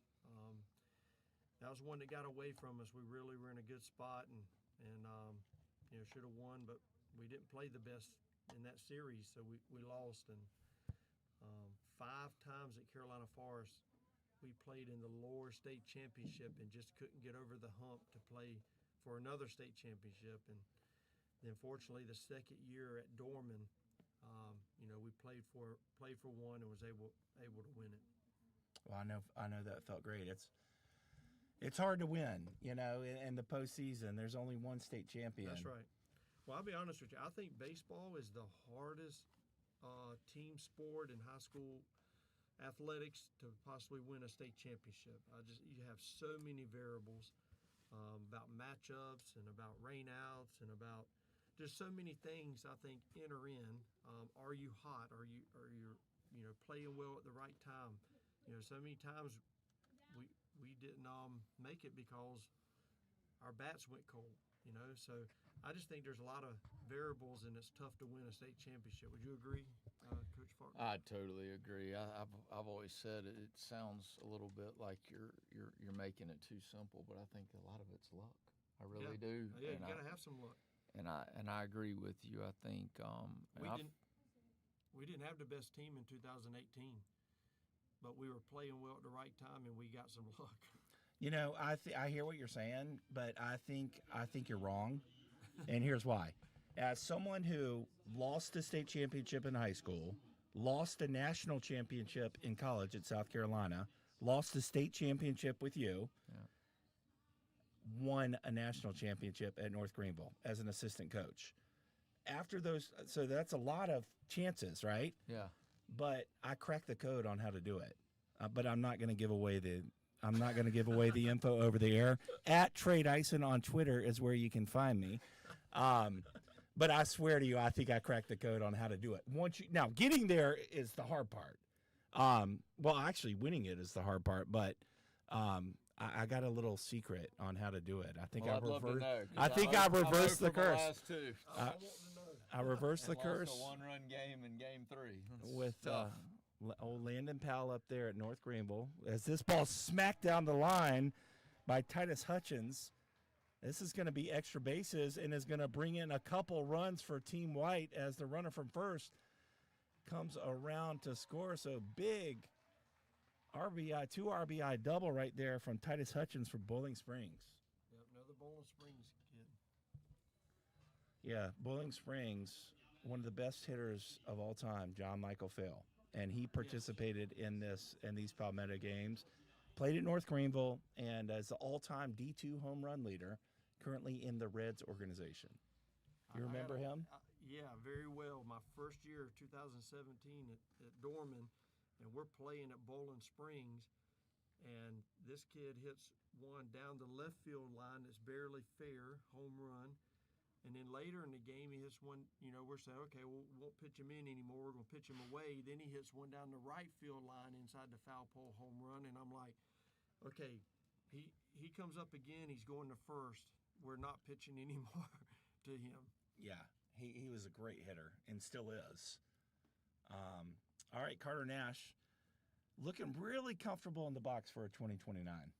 Yeah, he's above his age.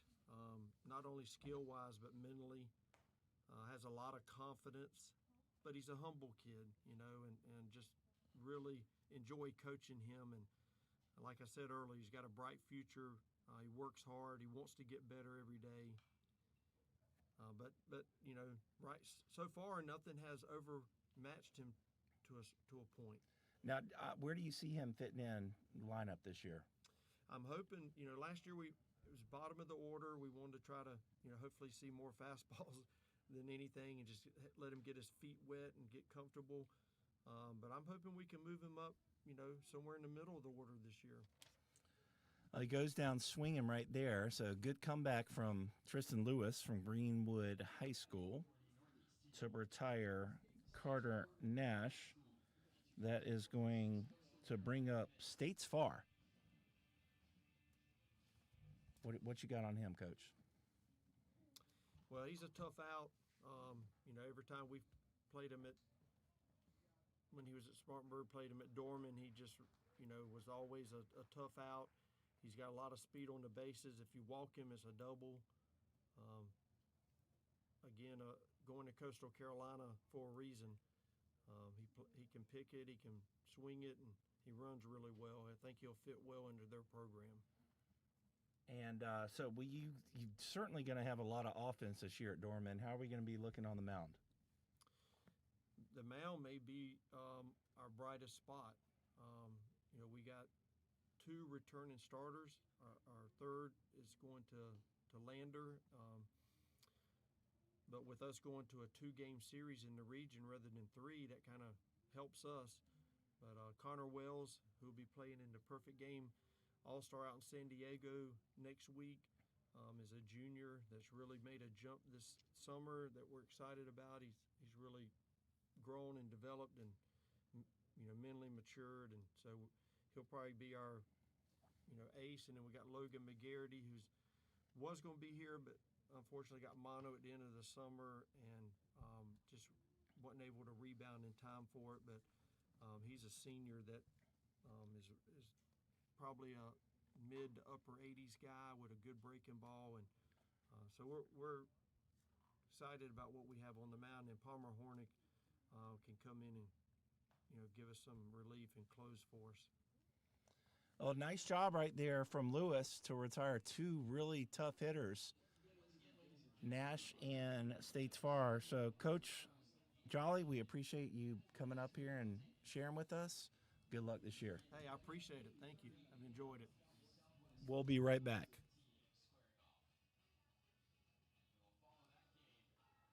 With another game between the Southeast and Northeast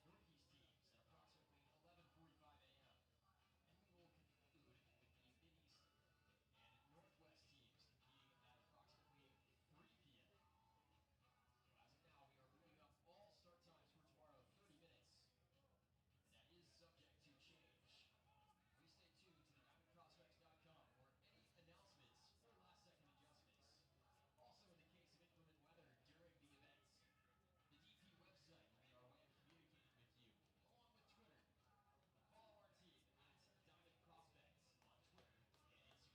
Thank you. Now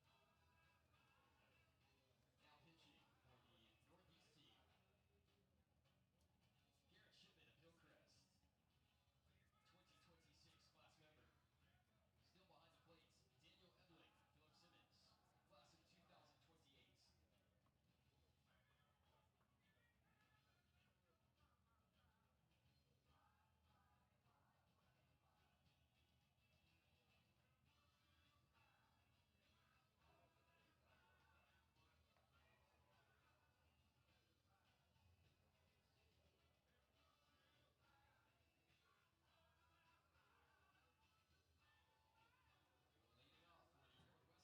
Simmons, class of 2028. Leading off for the Northwest team,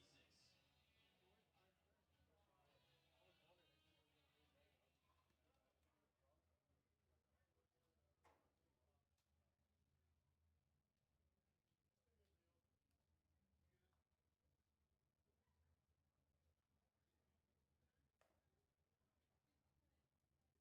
TL Hanna High School, class of 2026. All right, we are back. Thank you to Coach Jolly for joining us. We have had some great guests here at the Palmetto Games, the 18th annual Palmetto Games, as Garrett Shipman begins his second inning of work, squaring off against Reese Oakley, TL Hanna 2026. And that is not Reese Oakley. That is Luke Turner from D.W. Daniel High School. That is Reese Oakley. I do apologize, folks. It's been a long day. I like the way Shipman attacks. Lefty, little bit of an attitude out there on the mound in a good way. Competitive.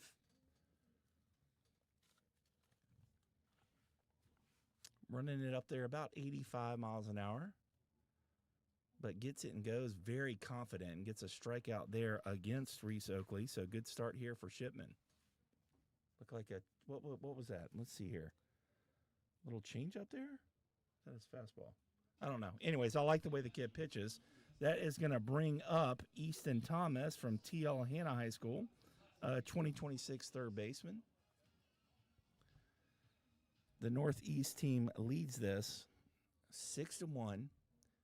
And the blue team is looking for its first hit of the afternoon.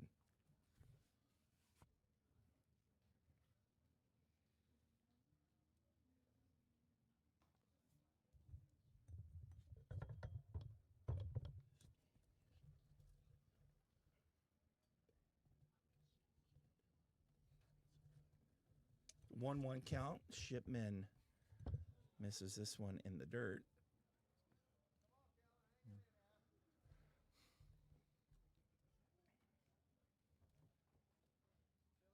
So the last of 3 games here today. 3 more tomorrow.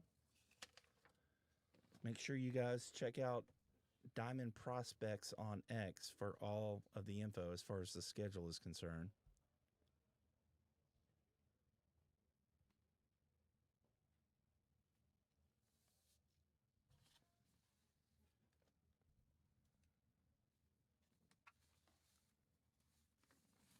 This one up and out of the zone.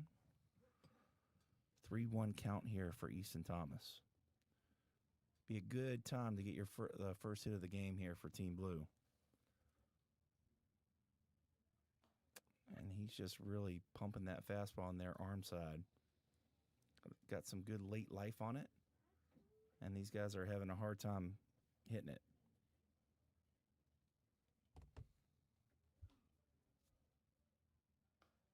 And this one's going to miss up, so Thomas draws a one-out walk here in the top of the fifth. And that's going to bring up Carter Kelly from Fountain Inn High School.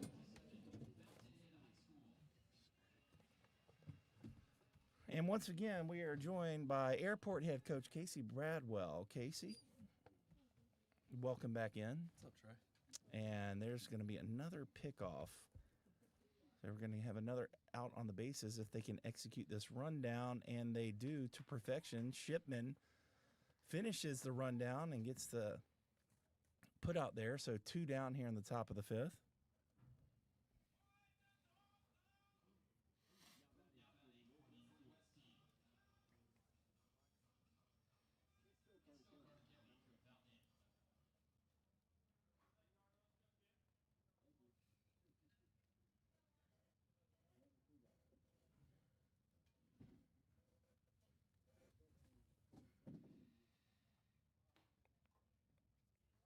First pitch in there, poured in there for a strike.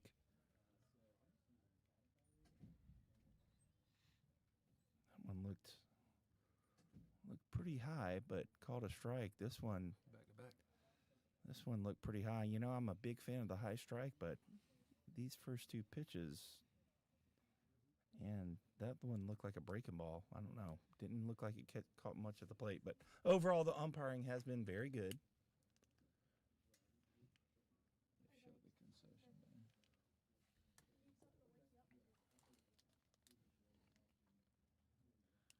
Here comes the 1-2. Good pitch there. Shipman's going to have a tough play, but a good play and a good catch over there by the first baseman. So Garrett Shipman comes in and does a really nice job for Team White. Team Blue is still hitless as we head to the bottom of the fifth. Team White up 6-1. We'll be back.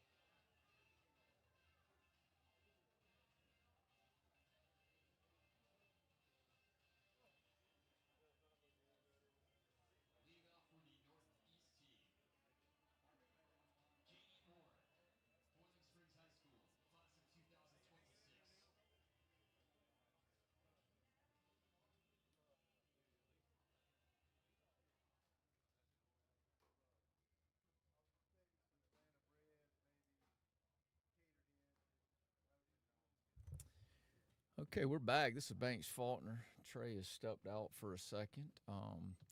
New arm on the mound for Northwest Blue, Liam Purcell. He's a 26 out of Daniel High School. One of 4 Lions here today in the box. Check on that name real quick. J.D. Moore. Yeah, J.D. Moore, catcher from Bowling Springs. He's also a 2026. Our last game of the day today is we may get out of here before the sun sets. Lights are on here at Riley Park. A little bit of rain off and on, but overall a good day for baseball. Moore takes called strike 2 on the outer half at 88. Tomorrow, play will resume at 8:30 a.m.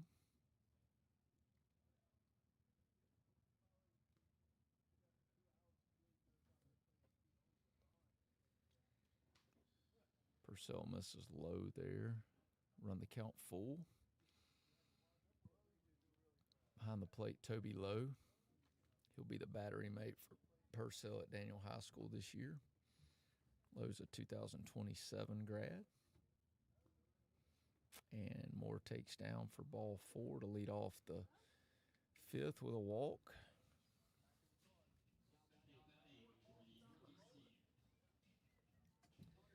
Next up is Connor Sweat, 2026 from York High School. Connor had an RBI single, his first plate appearance.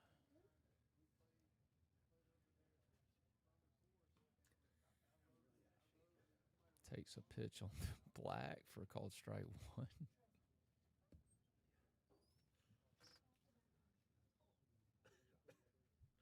Purcell comes set. Moore leads. Breaking ball catches the inside corner for a called strike 2.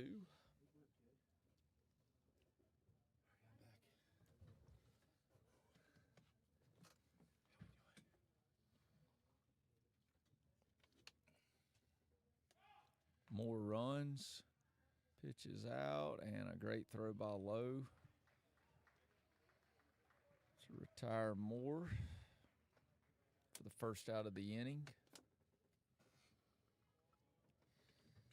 That ball is just outside. 1-2 count on Sweat.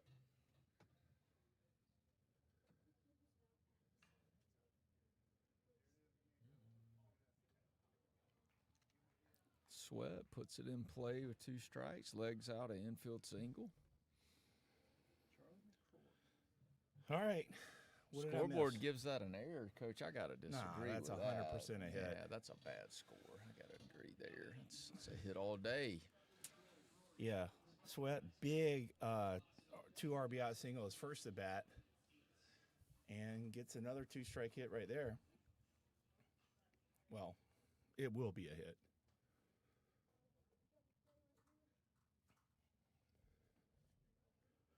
And this is Charlie McCrory. Grounded out to short his first time. Swings and misses right there.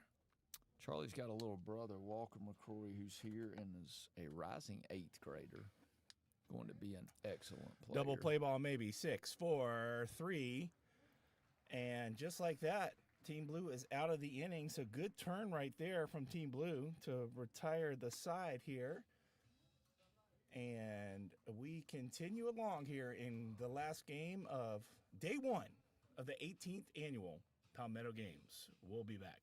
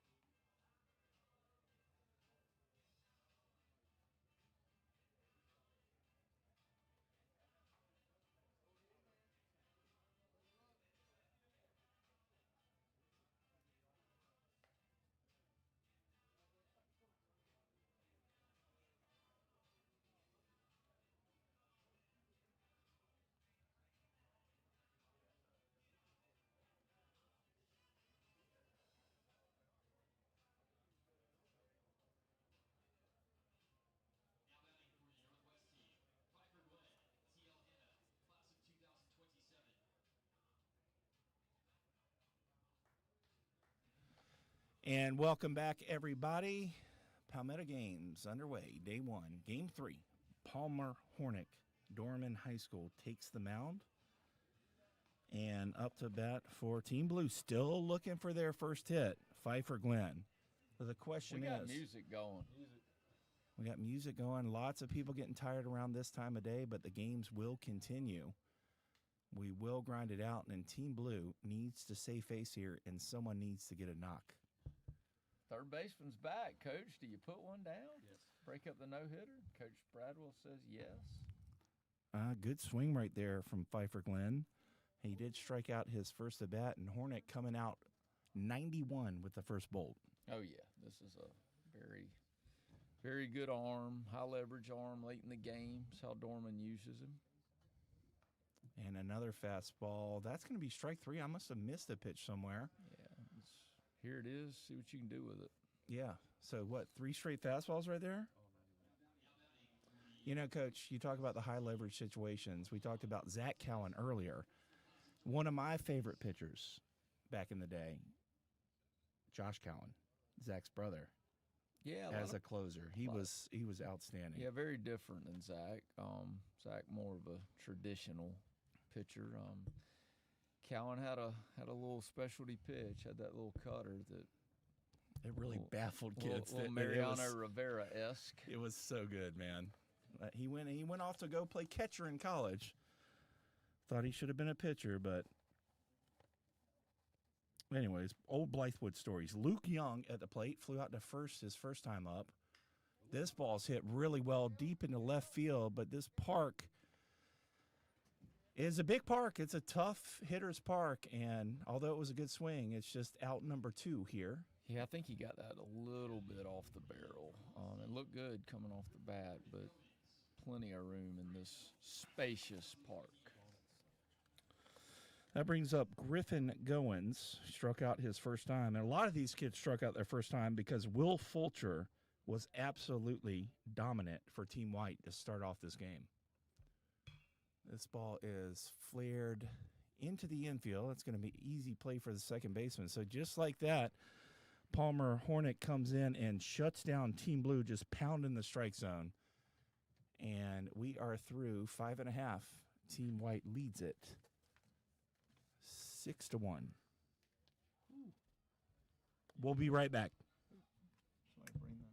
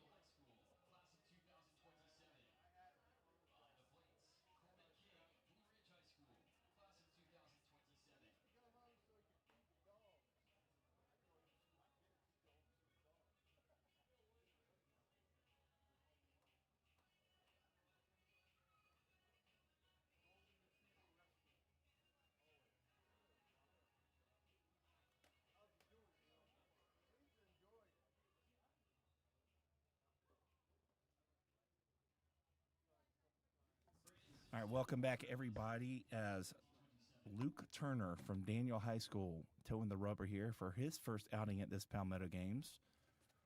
Right-handed pitcher. Yeah, Luke's going to be anywhere from 83 to 85. He's going to throw a ton of strikes. He's going to work quick.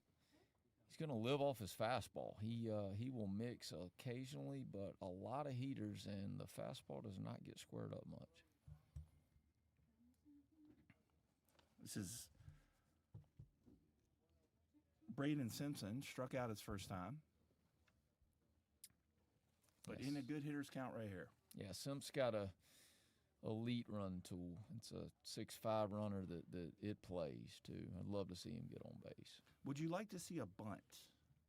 As a former college coach, you know what? I would like to see guys who can bunt in these types of games. He's really good at it. Might be something. I don't know if you'll see it with 2 strikes, but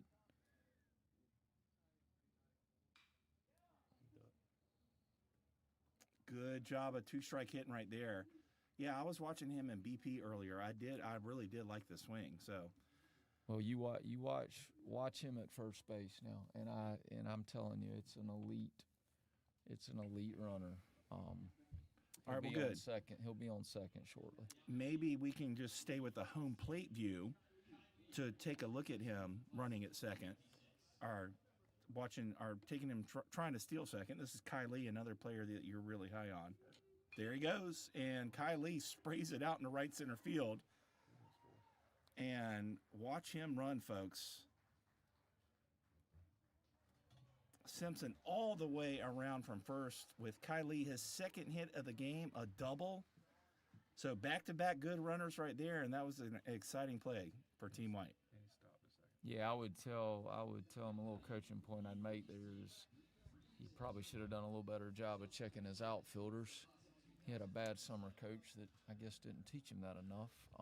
If he would have known his outfielders there, then he stands up easily at the plate. Well, what you're referring to, he was taken off for second base, and I don't think that was so much the outfielders, but that he probably wasn't looking in. Perhaps, yeah. You know, he did hesitate. And it all worked out for him. It all worked out for him, and always room for coaching points. Kylie at second. Is he going to try to steal third? We'll see. This is Reeves Israel, who singled his first at bat. Yeah, Reeves is a Southside Christian kid, good player. Play any infield position. Had a good year offensively. State champion. Good block there. Lee super aggressive on that dirt ball read. And I love watching that kid play, man. He's aggressive out there.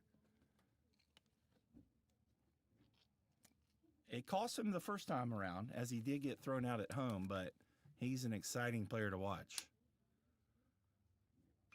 This ball is sprayed out into right field. That's going to get down for a base hit.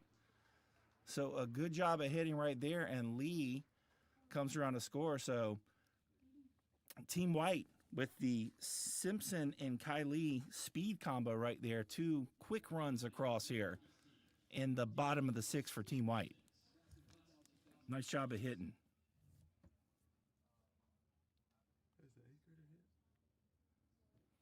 I don't know. Our gun's back asleep. This is Daniel Ebling, who grounded out to second his first time up. Looks like Israel's taking off for second base. Here comes the throwdown. Great slide into second. That's going to be an easy stolen base. Team White really putting on the pressure here. Jesse Dyer, the coach for Team White, Spartanburg High School, and one of former players that I coached at North Greenville High School, Jax Cash over there at first base, getting his coaching career started.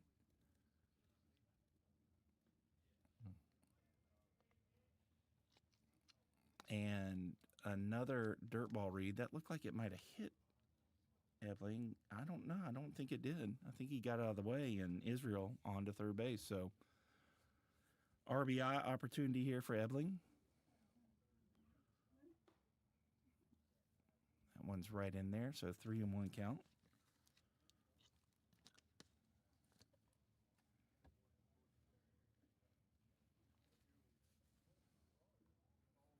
That one gets way.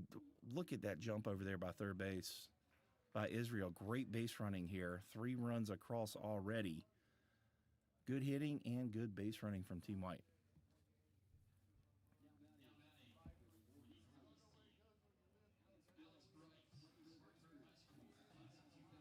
It's going to bring up Alex Sprite, who singled his first time through.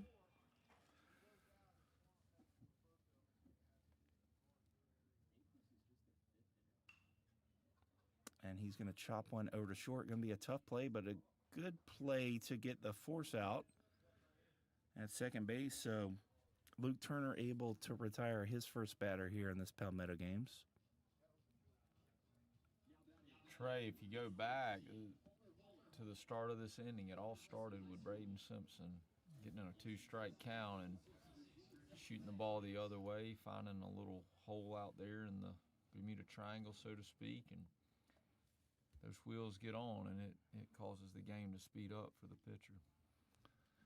Yeah, and lots of balls getting past the catcher this inning. Lots of free 90 feet for the base runners. So you're right. That's why it's important to be able to put the ball in play with 2 strikes, and being able to run well also helps.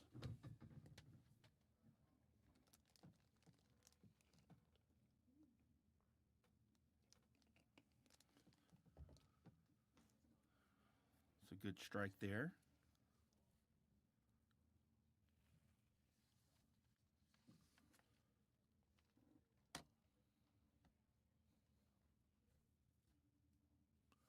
Palmer Hornick back up for his 3rd time.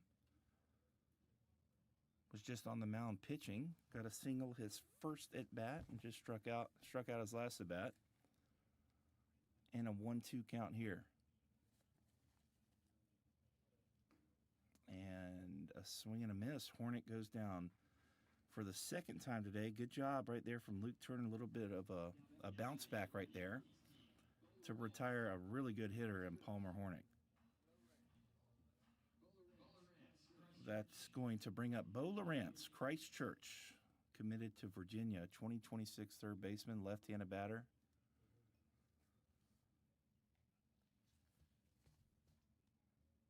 Looks like Turner settled down a little bit here.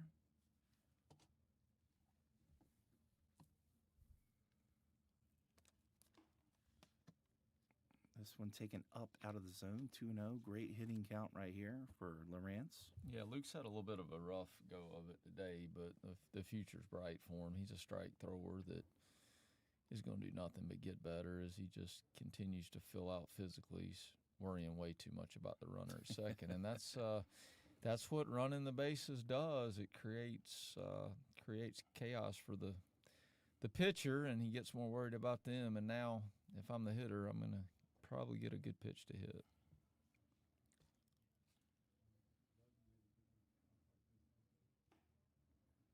Well, he gets a swing and a miss right there. So the count is 3-1.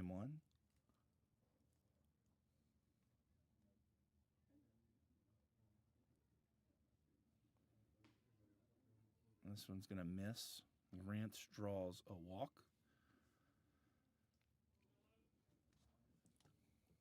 And that might be the last hitter of this inning. The maximum amount of hitters per inning is 7. And I believe they have one more. I believe Cody Branham coming up. I believe he is going to be the 7th batter of this inning. They're rolling it right now. So 3 more runs across from Team White, really wreaking havoc on the bases that inning, and they are leading this one 9-1. So we head to the final inning of day number 1. Team White leads at 9-1. We'll be right back.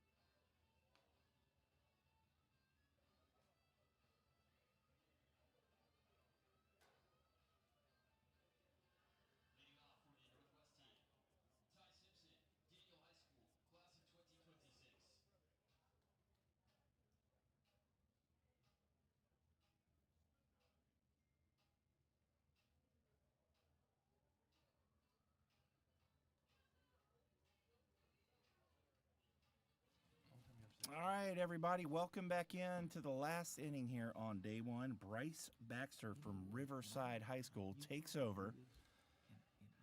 Good-looking right-handed arm is squaring off against Ty Simpson from Daniel High School, 2026 third baseman.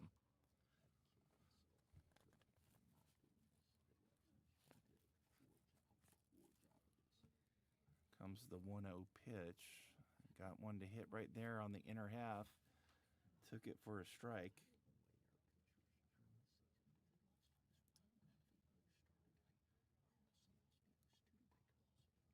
Ty Simpson was really hitting some long ones in batting practice here earlier. Out of all the players here today, he probably hit the most out in his round of BP. And it is not easy to get it out of this ballpark. Takes a big hack right there and misses it. And you can see how frustrated he was. And he's got a lot of bat speed, a lot of juice. The dimensions here, 338 down the lines, 400 to dead center. Very spacious outfield here at Riley Park. Gets a breaking ball there, stays on it nicely, hits it hard back through the middle. But a good play out there by the second baseman.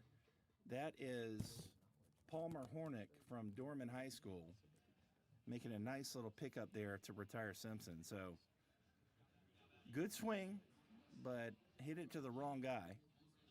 And Team Blue still looking for its first. I don't know. I think we have Casey Bradwell up here. He's doing Game Changer. Do you have a hit recorded for Team Blue today on your Game Changer? So we are down to the final couple of chances for Team Blue to try to break up this no-no, which I'm not sure if it will, but I know Alston Alexander will be able to tell us whether or not this is a historic history that we're watching here, folks. Potentially. In 18 years, I'm gonna guess this is not, but I don't know that. We're gonna find out. So this ball's hit over to third. Third baseman picks it up, fires across, and we are one out away from history here at Riley Park as Bryce Baxter gets Corbin King to roll one over to third base, and that is Bo Lawrence over there at third base, scooping it up and throwing it across. You bunting here, Coach? Not down 9 runs, you know. Coach Bradwell says he is. He's You the know, state champion. I think you got to roll with him. Well, He's we'll the hot see. guy right We'll now. see. No hits. You bunt there? No hits. You know, a lot of people get mad about that. I wouldn't really care, honestly, if you did it against You me. gotta bunt. I said, you're the state champ. You're hot, man. Corey Welch joins the booth, everybody. Corey, we were just discussing whether or not this would be history. We're working on a no-hitter here for Team White. Has that ever happened in a Palmetto Games? We have had one no-hitter. We have had one no-hitter. Do you remember the year? I do not. Okay. Well, you need to bring that up on the DP bullpen show. We got to look it up. But Bryce Baxter delivers to Ty Foster from Landrum High School, 2026 outfielder, the last hope here for Team Blue.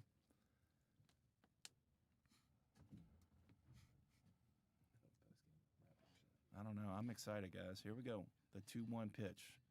Good little, sharp little breaking ball there. Floats it in there for strike 2. We're all seeing a little fuzzy now. Yeah, I know. I said that was a sharp breaking ball that floated in there. Probably not the best commentary, but here comes the 2-strike pitch. Now, that ball popped in there nicely. Good job by Foster to lay off of it. So full count here. Top of the 7th inning. Here comes the payoff pitch. Taken for ball 4. So Team Blue not out of chances yet, as Camden Finley will get a shot.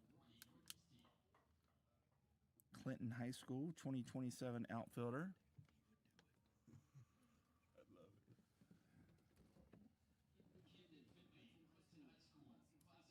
I can tell you, Trey, if there's a guy that's willing to put a bunt down, it's Camden Finley. Okay, well, we'll see. We'll see. This would be a good coaching point after the game to maybe talk to him about it, huh?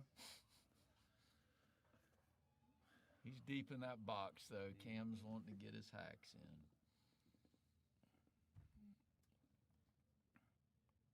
in. And he does get a hack in, but he pops it straight up in the infield, and that's going to be easy work there. For, I believe that's Charlie McCrory. He puts it away over there at first base. So good job by Bryce Baxter, and the no-hitter is complete. Team White will get its chance to hit here, though, in their bottom half. They do win this game, but outstanding job by the pitching staff. No-hitter from Team White, the second time in Palmetto Games history.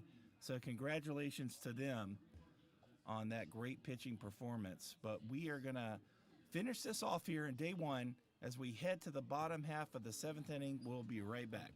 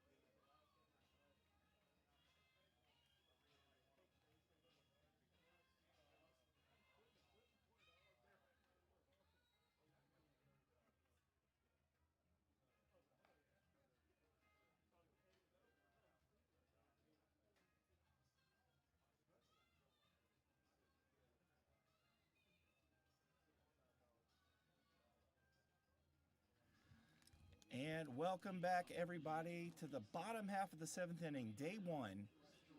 Conclusion of day one of the Palmetto Games, as Team White has won this one 10-1, but they will hit in the bottom half of the seventh, and they are going to be facing a pitcher that Coach Banks Faulkner is very familiar with. Yeah, Camden, I wish the gun was live, but Camden's been up at 91 this summer.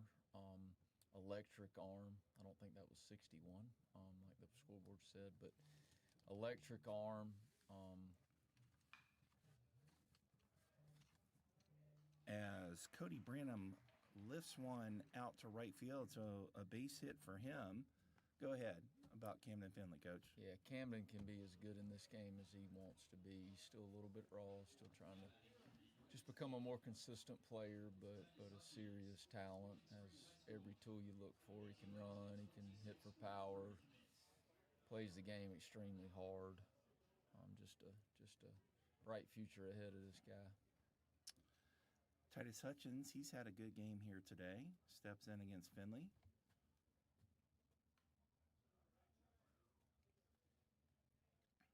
Boiling Springs High School, Titus Hutchins, committed to Wofford, a 2026 shortstop third baseman.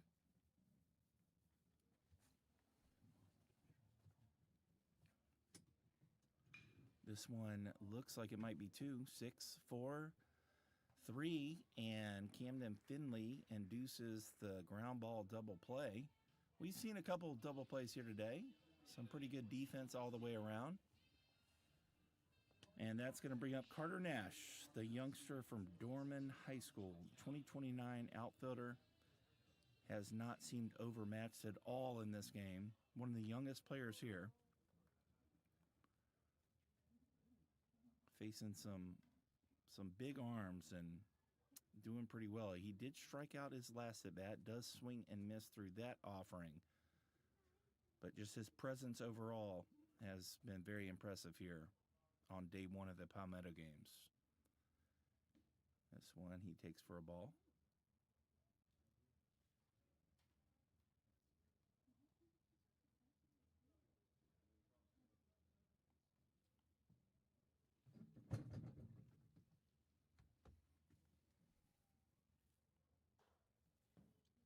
Yeah, Finley does look like he's cutting it loose out there.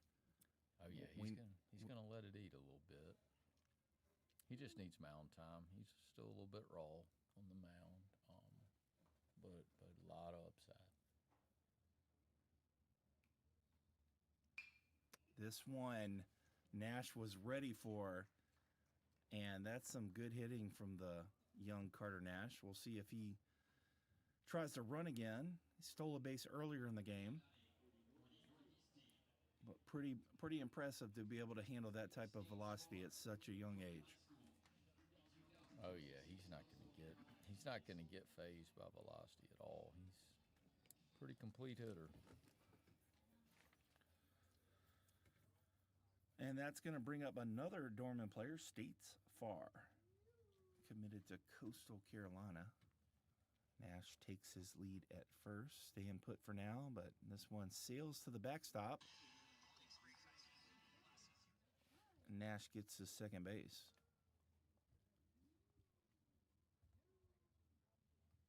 Coach, overall thoughts on the day? Yeah, I thought a lot of talent out here today. Pitching overall was sort of the story. First game, you had the Midwest team put up a lot of runs, and in this team, you have Northeast team putting up a lot of crooked numbers. I look for tomorrow to be more offensive. Hopefully the weather will hold off and we can get these games in. Yeah, pitching, there's been certainly some dominant outings on the mound for the pitchers, but Team White they've been a pesky offense here today and really active on the bases, creating a lot of pressure against these pitchers. This is a good pitch on the outer half for a strike, so 2-1 count to States Far. Yeah, Cameron's just sort of got to figure out where his sweet spot is. Sometimes I think he might try to overthrow, and that's when he gets a little erratic, when he dials it back maybe just a notch and sits maybe 87, 88. That's to me where his sweet spot is, and he's in the zone more. Tries to double up on the breaking ball. That one misses low, so States Far in a good hitter's count right here. Would love to see him cut one loose. Not many extra base hits so far in these Palmetto games. He does. He gets a pitch to hit right there, but rolls it over to second base. And that's going to do it. So the final score in the game 3 today, Team White wins it 10-1 behind some great pitching, some good defense, and very aggressive base running. And once again, congratulations to them on their staff throwing a no-hitter. We are through day 1. We look forward to seeing you back here tomorrow. Make sure to check out Diamond Prospects on X and Instagram for updated scheduling. There is a chance tomorrow's first game will start early. It's set for 9 o'clock, but there's a chance it could start at 8:30. Okay, I've been told the game is going to start at 8:30 tomorrow for game 1. So thank you so much for joining us today. We look forward to you joining us tomorrow. For Banks Faulkner, this is Trey Dyson. On behalf of Diamond Prospects, we will see you tomorrow.